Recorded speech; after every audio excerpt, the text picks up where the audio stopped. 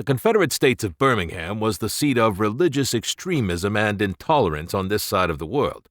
The Deep South survivors of the worldwide terrorist nukes and the pandemics that had followed rallied around churches, using faith as the driving force for unity.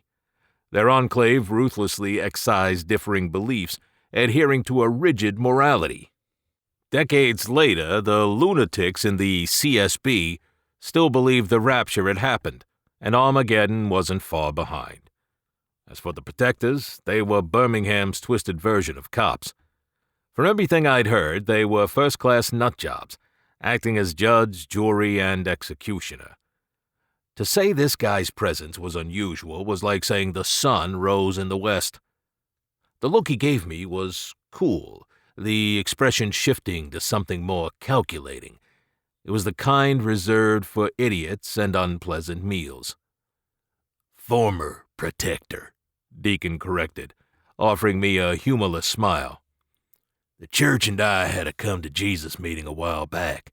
We decided to part ways." "You didn't answer my question," I pointed out. Deacon's smile widened, never reaching his eyes. He was taking my measure, and it annoyed the shit out of me. "How do you know it was the E-Trader?" he asked. "What?" I frowned. "Your collar," he said.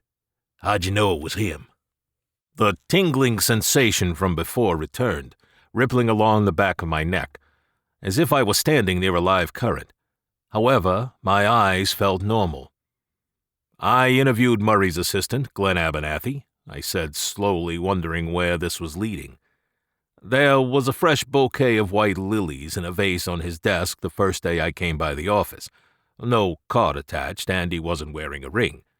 When I met with the suspect, his office held several images showing where he'd traveled, and most of those accompanied by young, attractive men.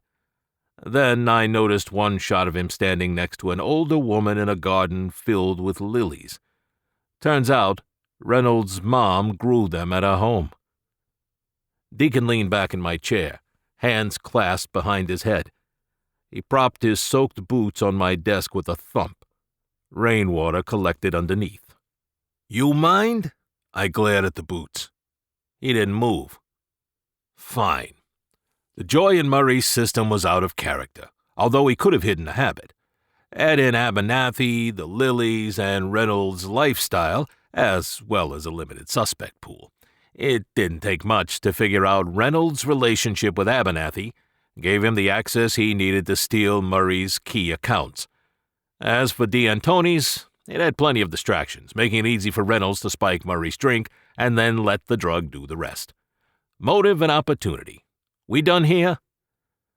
"Very logical, Holliday," Deacon spoke quietly. "But that's bullshit, and we both know it." "Listen, pal," I shot back. "I've got 15 years as both a beat cop and homicide detective in the ECPD. I investigate and ask questions, because that's how it's done. I pay attention, follow the leads, review the evidence and reports, and sometimes I get lucky and catch the bad guy." "No shit, Sherlock," Deacon scoffed. "Just like every other dipshit here. But you ain't like everyone else. They don't know it, but I do." "I don't have time for this," I declared. "Get out of my chair, get away from my desk, and leave me the fuck alone. I'm busy." I folded my arms and gave him my best glower. It was like trying to melt spell-forged steel with a candle. "No need to get so riled up, Holliday," Deacon replied mildly while rifling through the text on my screen. The details of the Dose article reappeared, scrolling along like some abstract painting.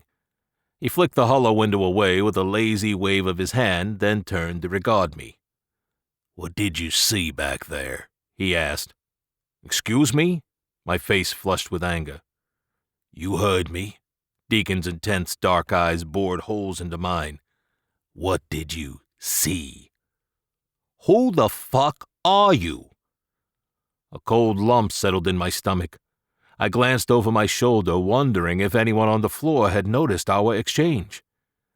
"They're all busy and don't give a shit about you," Deacon said. "Don't fuck up this opportunity, son.